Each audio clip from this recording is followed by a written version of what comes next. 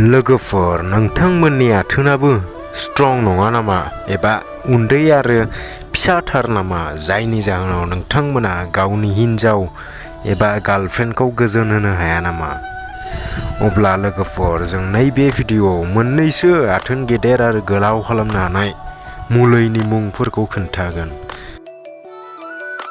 नैबे भिडिअखौ खालि सोलोंथाइनि थाखायल'सो बानायनाय जादों, गुबुन गाज्रि खामानियाव हेफाजाब होनो थाखाय नङा। फैदो अब्ला दिनैनि भिडिअखौ जागायदिनि। सेथि मुलिया जाहैबाय सिलडेनाफिल, जाय भियाग्रा ब्रान्डनि मुलि। बे मुलिखौ जायोब्ला नोंथांमोना गोबाव सम आथोन गेलेनो हागोन। नैथि नम्बराव दं टाडालाफिल, सियासिल ब्रान्डनि मुलि। बे मुलिखौ जायोब्ला नोंथांमोना गावनि हिन्जावखौ गोबाव सम मावनो हागोन एबा गोबाव सम आथोन गेलेनो हागोन। थामथि नम्बराव दं L-आर्जिनाइन साप्लिमेन्ट। ब्रैथि मुलियानो जाहैबाय जिनजें। बाथि मुलियानो जाहैबाय यहिमबाय।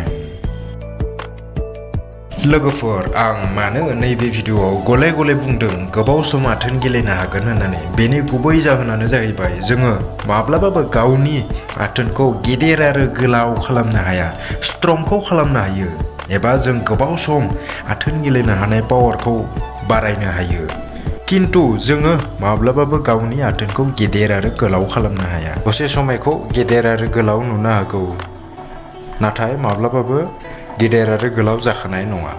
जुदि नोंथाङा आथोना फिसा एबा स्ट्रं नङैनि थाखाय गोबां टेनसन जायोब्ला डक्टरनि सालाह लानांगौ एबा साइक'लजिस्टनिफ्राय सालाह लानो नांगौ।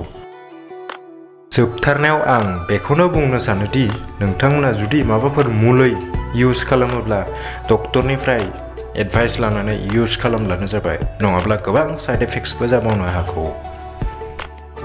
लोगोफोर, जुदि भिडिअखौ मोजां मोनदोंबा लाइक खालाम आरो चेनेलखौ साबस्क्राइब खालाम। लोगोसे आरो माबाफोर सोंनो गोनां दङब्ला कमेन्ट बक्सआव कमेन्ट खालाम। भिडिअखौ शेयार खालामना हो लोगोफोर।